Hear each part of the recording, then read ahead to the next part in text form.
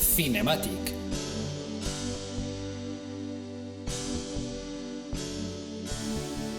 Bienvenidos a Cinematic, este espacio en el que hablamos sobre la comunicación interna y externa en matemáticas, arte, tecnología, innovación, ingeniería y ciencia.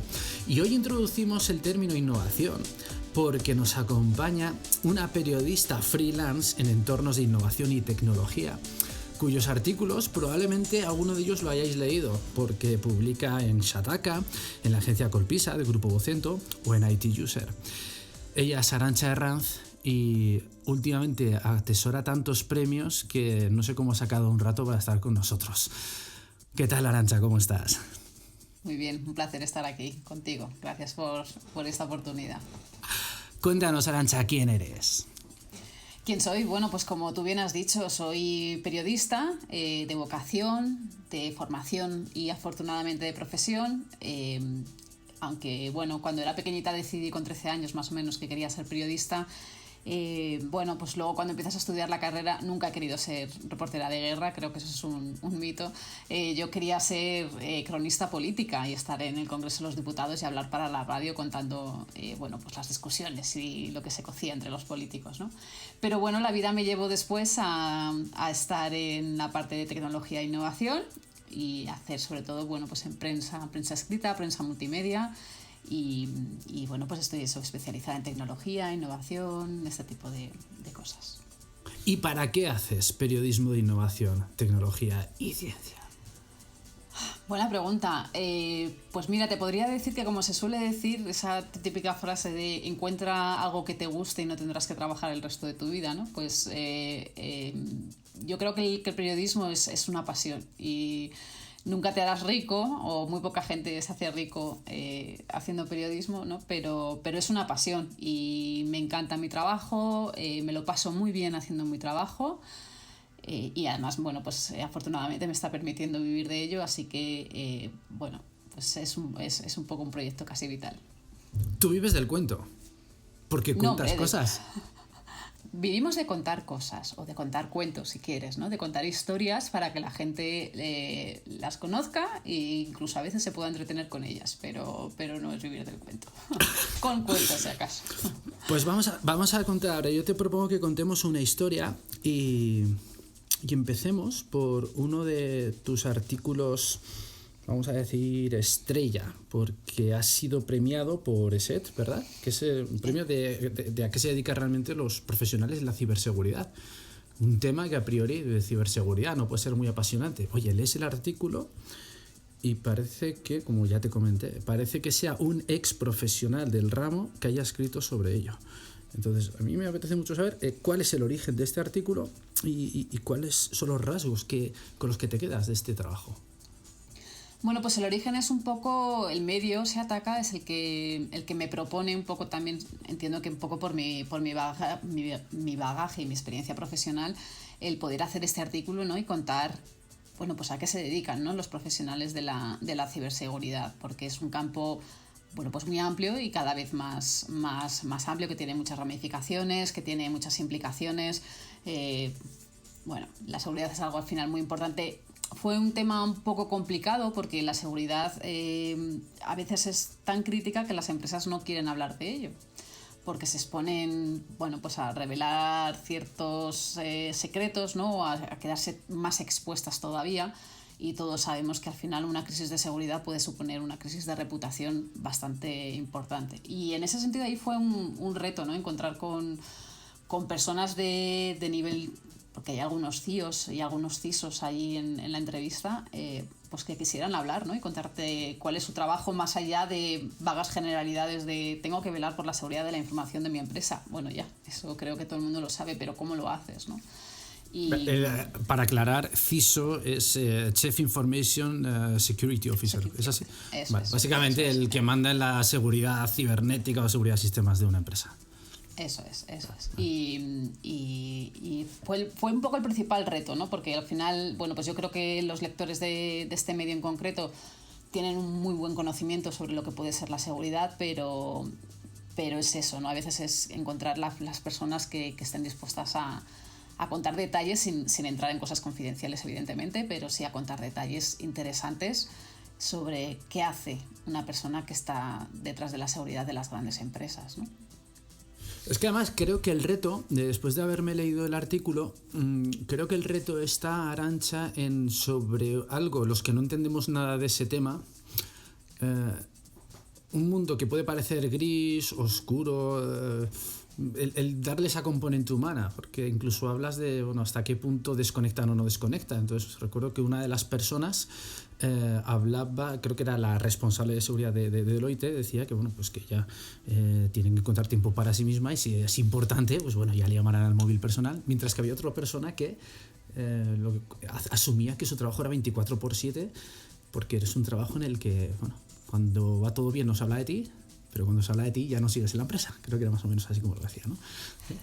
Entonces, me gusta ese que das varios prismas, ¿no? Es un poco como Shakespeare, ¿no? Que vas poniendo las diferentes pasiones en diferentes personajes y cada uno lo ve de una manera diferente, cuando a lo mejor los riesgos son muy similares. Sí, a veces también cuando haces estos artículos a veces es también complicado encontrar el punto exacto porque, pues al final la tecnología es tan amplia que tú puedes saber de seguridad, pero dentro de seguridad a lo mejor sabes de la seguridad física, pero no sabes de la seguridad lógica.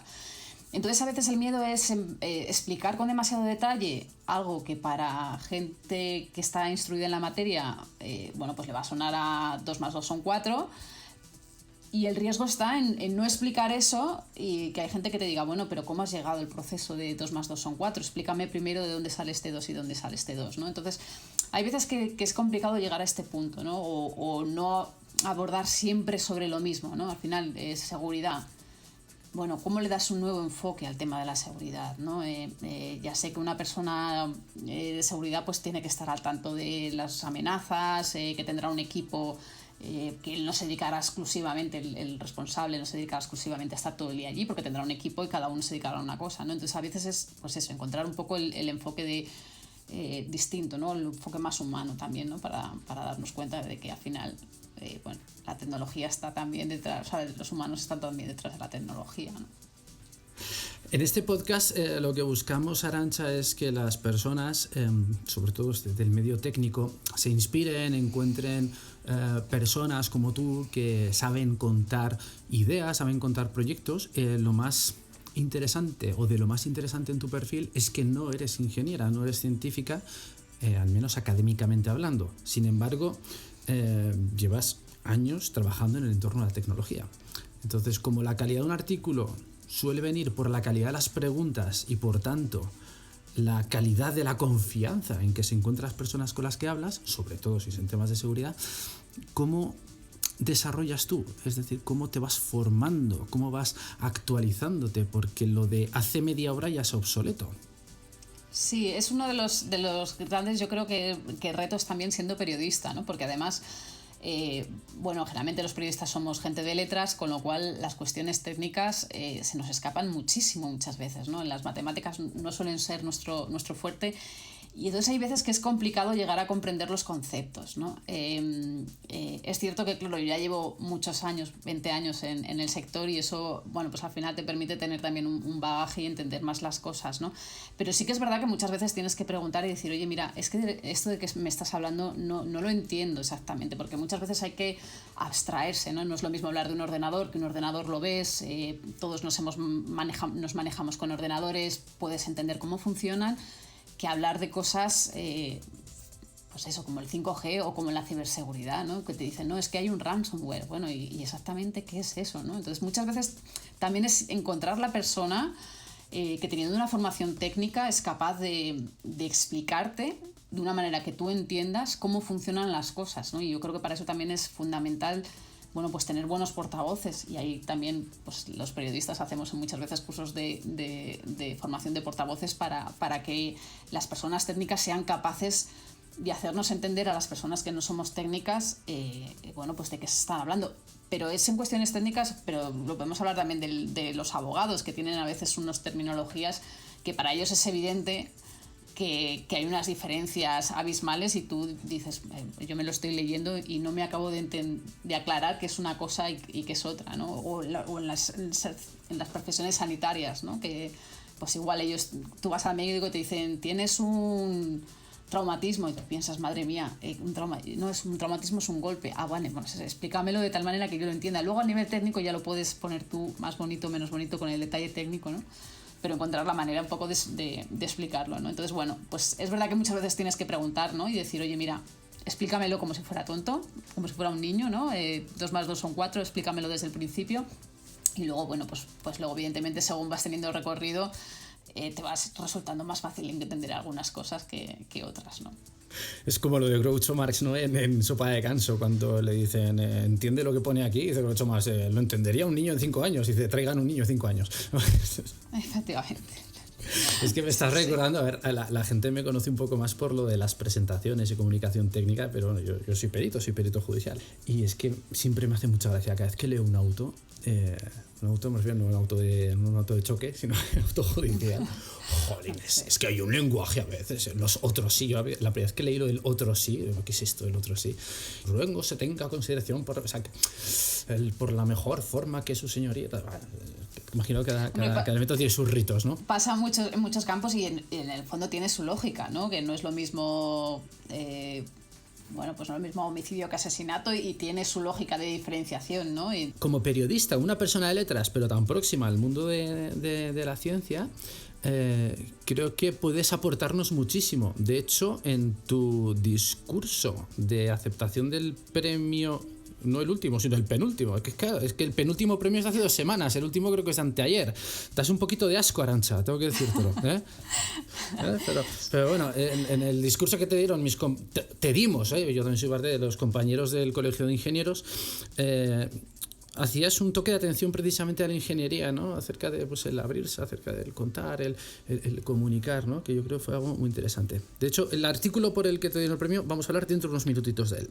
Antes, si te parece bien, vamos a pasar a otro artículo que creo que es otro de los pilares en tu desarrollo, ¿no? En tu producción, que es el que relacionas la inteligencia artificial con la investigación y tratamiento del cáncer. ¿Es así?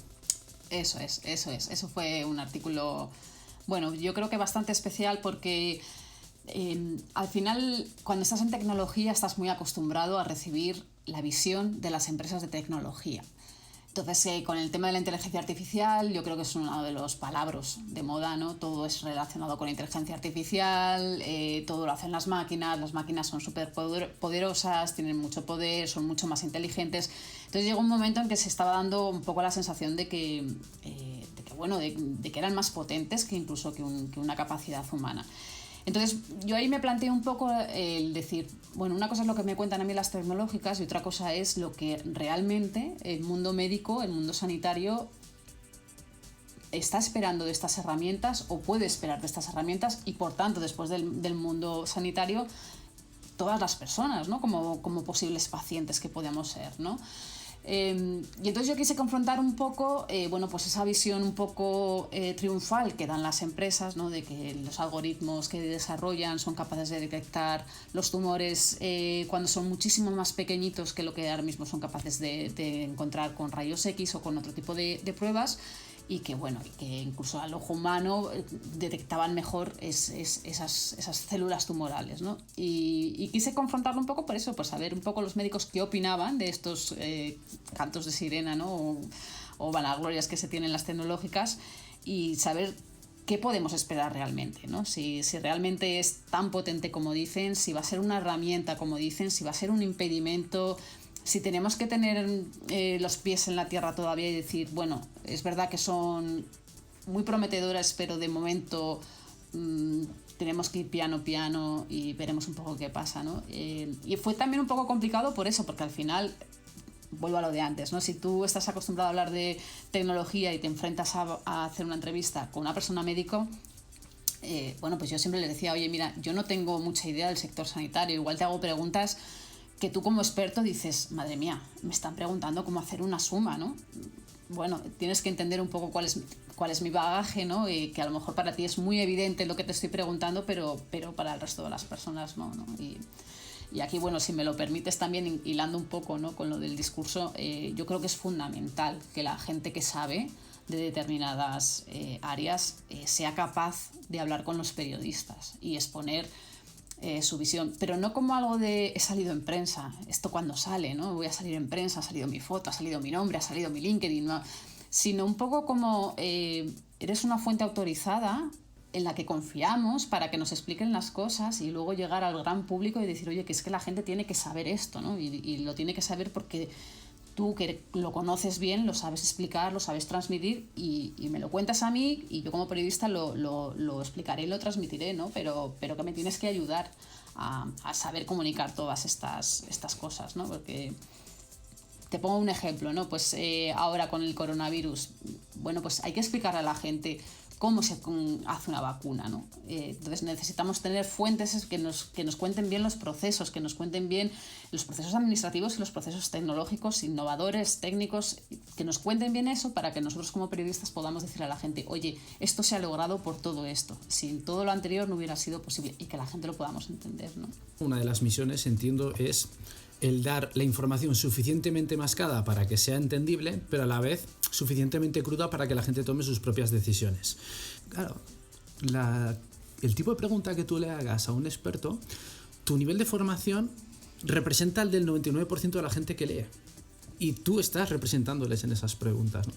Entonces, por eso, yo siempre en los cursos sobre cómo hacer presentaciones, siempre digo, se demuestra que sabes realmente de la materia si eres capaz de contarlo en 3 minutos, en 2 minutos o en 30, siempre les hago un ejercicio del mismo proyecto, contarlo en 30 segundos. Si realmente sabes de qué va, sabes lo importante y qué palabras usar, lo vas a saber contar en 30 segundos. O como en el primer artículo del que hablábamos, recuerdo que uno de las personas que participaban decía, bueno, este es el trabajo que nos ha llevado años que nuestros padres entiendan a lo que nos dedicamos, ¿no? Básicamente es eso. Sí. Veamos este tercer proyecto, que solo el título, ya una de las grandezas de este artículo yo creo que es que logras lo que hacía Steve Jobs, que era casi el hacerlo de lectura obligada. Los periodistas de tecnología decían que Steve Jobs, una de las grandes cosas que tenía era que les daba el titular hecho en sus presentaciones. Es decir, ya incluso la forma en que él presentaba el producto ya estaba ensayado para cómo están las fotos, dónde se pone, cómo presentar el portátil abierto de tal manera que esa sea la foto de portada. Y decir una frase eslogan de tal manera que todos los medios especializados pongan esa frase. Entonces, tú utilizaste un título que es Soy ingeniero y diseño juguetes. Sí. Si tienes un poco de corazón, te lo lees. O sea, seas ingeniero o no. Sí, sí, efectivamente. ¿Cómo surge este artículo? Pues mira, o sea, la verdad es que no lo recuerdo muy bien, pero sí que recuerdo que fue un tema que yo propuse a Shataka, porque igual que te he contado antes que el de ciberseguridad me lo proponen ellos, este fue un tema que yo les propuse. ¿Que lo bajaste del Google o es tuyo el artículo? Porque está muy bien fundado, ¿eh? Gracias. No, yo creo que fue... pues no sé si viendo el típico juego de un coche que hace un loop como si fuera una montaña rusa, que claro, yo lo vi y dije, madre mía, las montañas rusas al final también las hacen los ingenieros. Esto a escala es igual, es lo mismo, es una montaña rusa, pero que en vez de ir con humanos, pues va con un cochecito. Entonces me lo planteé y dije, ¿habrá ingenieros que se dediquen a hacer estas cosas? ¿O cómo se hace un juguete? Entonces me puse a investigar un poco y me di cuenta de que efectivamente que había ingenieros industriales, en este caso, que se dedicaban a hacer juguetes.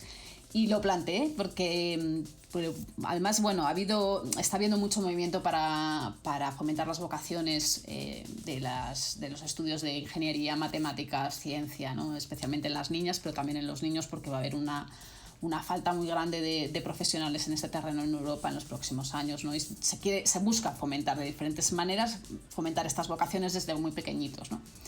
Y yo lo pensaba y yo dije, bueno, al final a un niño que juega con un juguete, ¿no? con esta montaña rusa de coches, si tú cuando es un poquito más mayor ya le explicas, oye, esto que a ti tanto te gustaba, que sepas que lo ha hecho un ingeniero, porque al final tú dices ingeniero y te viene a la cabeza, pues eso, un gran puente, una gran construcción, a lo mejor un gran barco, ¿no? Si eres naval, pero no piensas que a lo mejor puedan hacer juguetes, ¿no? Y creo creo que era una buena manera de decirle al niño, oye, mira, es que estos juguetes que tanto te gustan, que sepas que si estudias una ingeniería, tú puedes hacer los juguetes con el que el día de mañana jueguen esos niños, ¿no? Y me pareció una cosa como muy, muy bonita, ¿no? Porque es eso. Me pareció curioso también, perdóname, pero siempre se dice que los ingenieros tenéis una mente un poco cuadriculada, ¿no? Y que tiene que estar todo muy compartimentado y muy, muy claro todo. Espera, vamos a analizar esa frase palabra por palabra.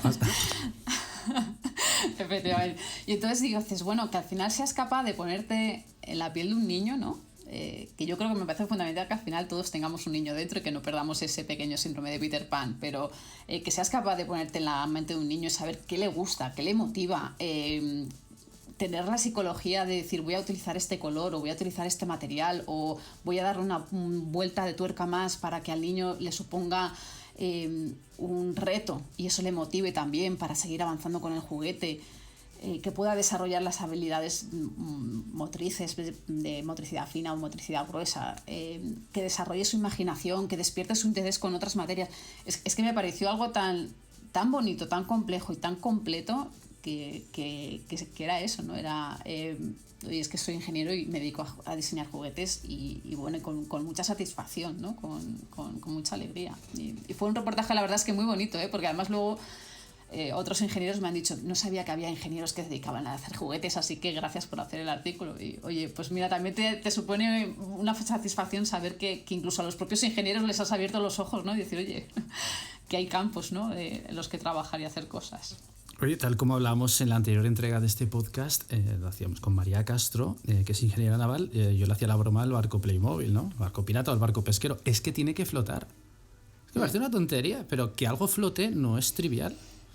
O sea, la geometría, el material, al final es una cuestión de densidad, ¿no? Pero su punto de flotación es que es un barco que en vez de ir a pescar es a jugar en la bañera el niño, pero tiene que flotar, o en la piscina, ¿no? Y a mí me gusta que percibo en tu artículo sobre los ingenieros que diseñan juguetes, que diseñan juegos en general. Me gustó que el ADN que yo interpreto es como si fuera una ingeniería inversa, es decir, a partir de un resultado, a partir de un efecto que tú has visto, te has planteado tirando hacia atrás. Es decir, como un proceso de inducción, ¿no? Como en Sherlock Holmes. Es decir, tú has visto el efecto, ¿vale? ¿Quién hará esto? ¿Cómo se hará? ¿Qué problema están resolviendo? Que además recuerdo en ese artículo que uno de tus entrevistados lo decía. Con el juguete, ¿qué problema estamos resolviendo? O qué oportunidad de aprendizaje, de entretenimiento, siempre con seguridad, etc. Pero ahí es donde se ve la esencia de la ingeniería. Como dijo mi compañera Marisa hace poco en el COIME, en el Colegio de Ingenieros, ¿no? Los ingenieros estamos para resolver problemas. Entonces, además eres consultor, como aquí un servidor, pues te dedicas a mejorar la condición del cliente. Pero como ingeniero resuelves problemas. Entonces a mí me gusta que tú has visto los problemas que se resuelven desde la óptica de un diseñador de juguetes. Y claro, a partir de ahí, el propio colegio te ha premiado por este artículo, que quiero pensar que te hace especial ilusión este premio.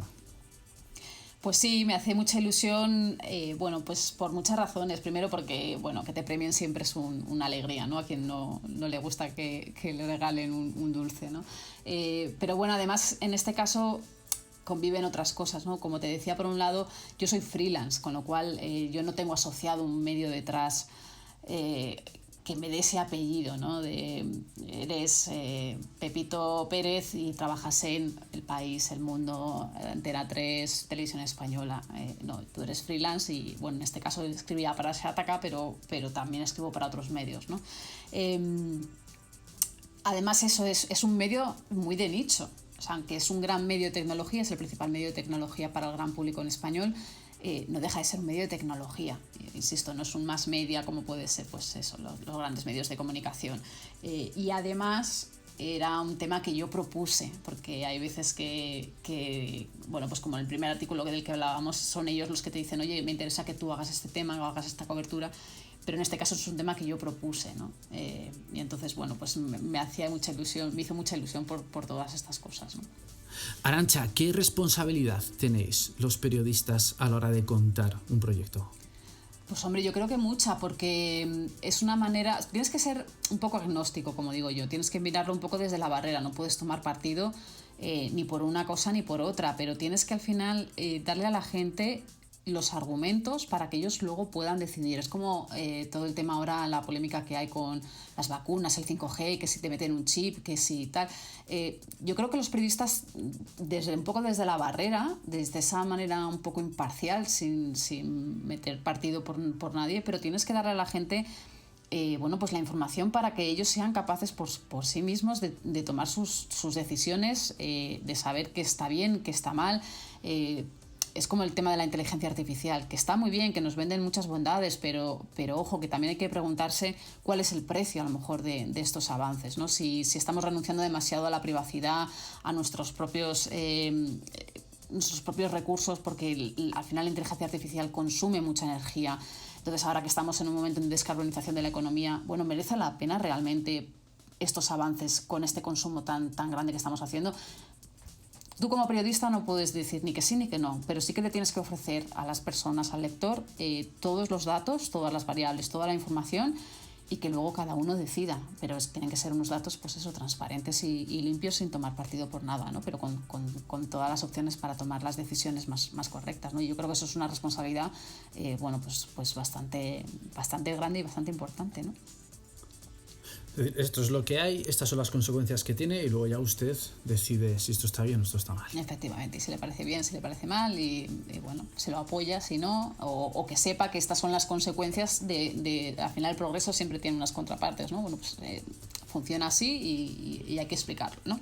Oye, pero nos lo has contado antes, que tú con 13 años, que me has parecido un poco rarita, con 13 años quería ser periodista de política, perdóname, con 13 años quería ser periodista de política. Bueno, con 13 años quería ser periodista, luego lo de política yo creo me fue un poco después. Con 14.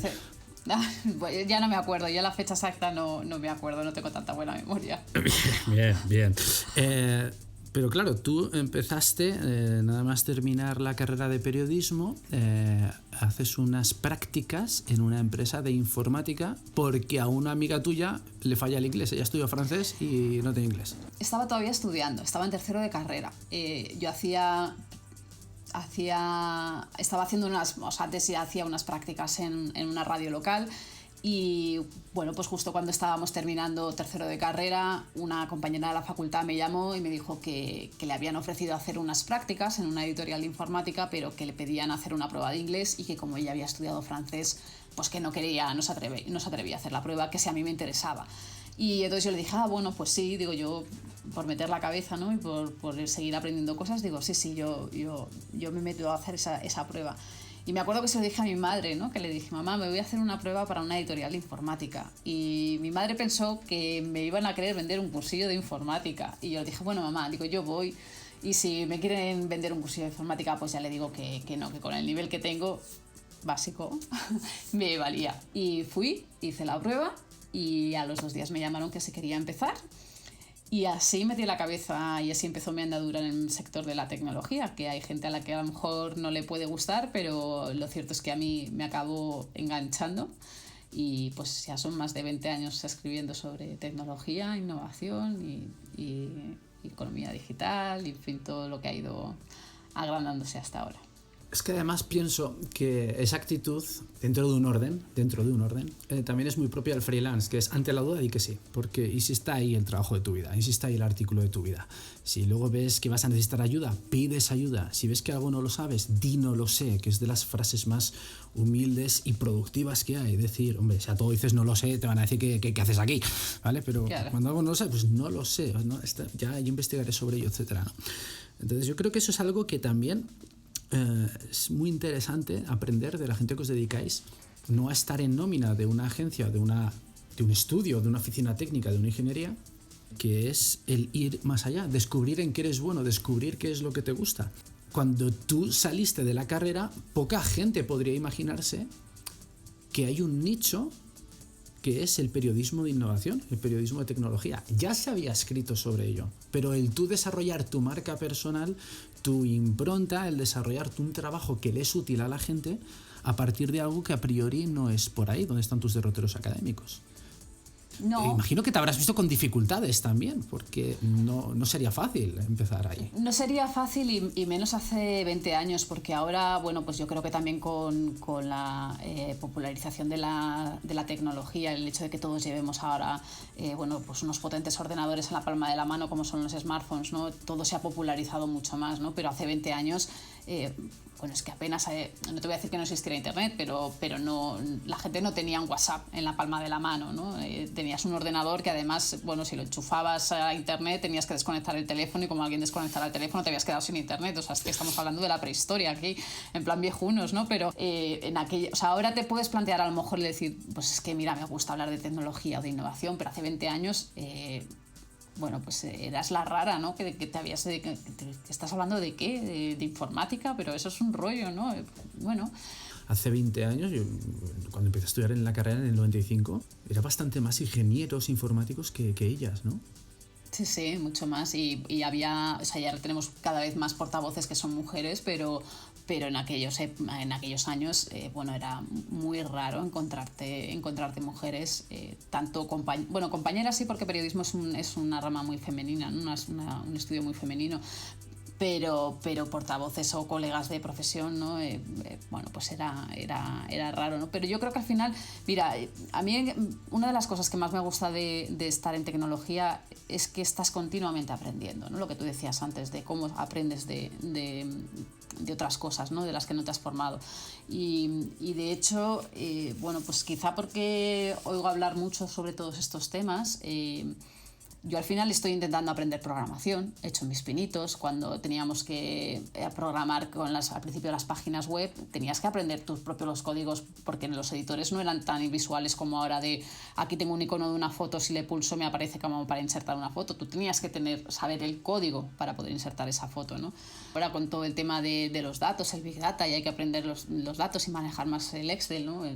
Pues al final tú evidentemente lo haces a nivel más usuario, pero al final te tienes que meter en esas cosas para seguir en el día a día, ¿no? Y yo he tenido comentarios de algunos compañeros que me decían, pero ¿para qué haces esa locura? Y yo, bueno, pues hay que aprender un poco de todo, ¿no? No te puedes quedar...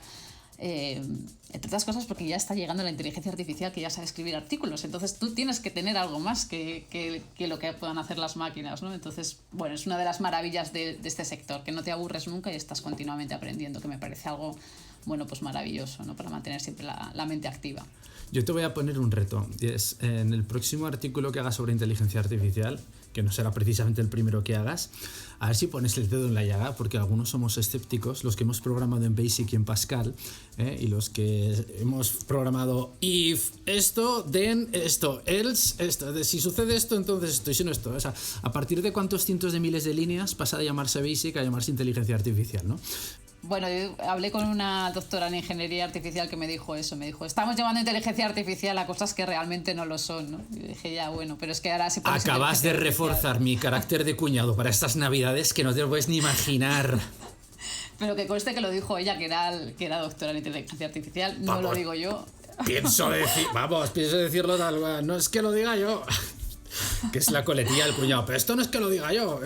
Oye, ¿cuáles son las claves a la hora de contar algo que tú consideras que pueden hacer que la vida de los que nos escuchan o nos leen sea mejor?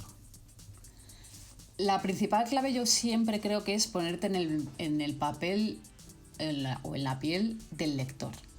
Hay que entender muy bien quién es quien te está leyendo, ¿no? No es lo mismo escribir para un medio, como te decía antes, para Shataka, que suele ser un lector bueno, pues ya muy formado, que tiene incluso más conocimientos que tú en lo que estás tratando, que hacer un reportaje para el grupo Colpisa, que lo está leyendo gente que se compra el periódico en las regiones de España, ¿no? Es que el lector no es el mismo. Entonces te tienes que poner muy bien en la piel de quien lo va a leer para transmitir eso que vas a contar, ¿no?